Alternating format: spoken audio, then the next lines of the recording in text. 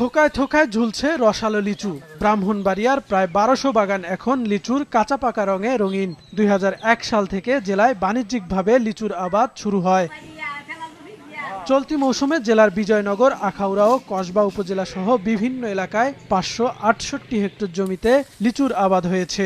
বৃষ্টির অভাবে আগাম পাটনাই জাতের লিচুর উৎপাদনে কিছুটা প্রভাব পড়লেও সাম্প্রতিক বৃষ্টিপাতের কারণে চায়না 3 ও বোম্বাই লিচুর ফলন হয়েছে ভালো। অন্য বছর প্রায় ২০-২৫ লক্ষ টাকা বিক্রি করতাম, এবার হরার কারণে এই বছর মোটামুটি কিছুটা কম হয়েছে। গাছের গোড়ার মেঝে প্রচুর পরিমাণে পানি দেওয়া লাগছে। পানি দেওয়াতে মনে করুন ভালো পরিচর্যা করার কারণে আমার গাছের মেঝের ফলনটা টিকছে আলহামদুলিল্লাহ। অন্যান্য বছরের তুলনায় কিছুটা কম, কারণ হচ্ছে আপনার বৃষ্টিপাত একটু কম হয়েছে, এই কারণে ফলনটা কিছুটা কম, কিন্তু দাম বেশি। এদিকে লিচু বাগানের সৌন্দর্য উপভোগ করতে প্রতিদিনই বাগানগুলোতে ভিড় করছেন দর্শনার্থীরা। বাগান থেকে দেখে খাইয়া নেওয়া যায়, ফ্যামিলি নিয়ে আসছি, এক ঘোরাও হয়, সবার জন্য নিয়েও যাই। তো বাগানে গাছ থেকে পেরে খাওয়ার আনন্দটি অনেকটা।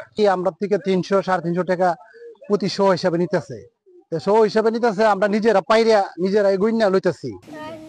স্বাস্থ্য সুরক্ষায় নির্দিষ্ট সময়ে ফল আহরণে চাষিদের সচেতন করার কথা জানায় স্থানীয় কৃষি বিভাগ।